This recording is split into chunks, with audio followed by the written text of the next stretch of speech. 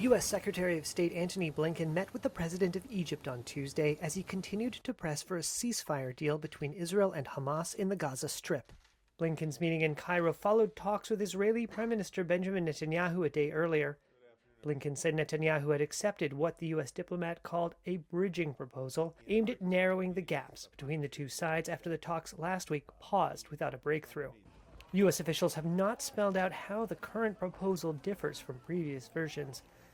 Negotiations have so far failed to deliver an agreement since U.S. President Joe Biden in May outlined a potential ceasefire that would pause fighting in what is now a 10-month conflict, which would precipitate a return of Israeli captives held in Gaza and a possible withdrawal of Israeli forces from the war-ravaged enclave. Israel accepts the bridging proposal. It's now incumbent on Hamas to do the same. Blinken pressed Hamas now to similarly agree to the latest terms. But Osama Hamdan, a senior Hamas official who spoke to Reuters from an undisclosed location, said the Islamist group that governed Gaza didn't need new talks. It needed an implementation mechanism.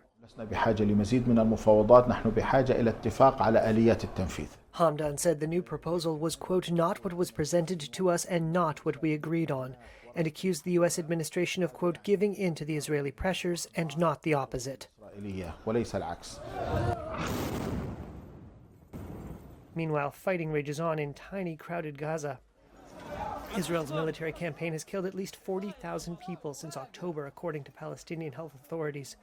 The health ministry said 11 more, including women and children, died in Israeli strikes Tuesday in Khan Yunis. The war in Gaza began on October 7, 2023, when Hamas gunmen stormed into Israeli communities, killing around 1,200 people and abducting about 250 hostages, according to Israeli tallies.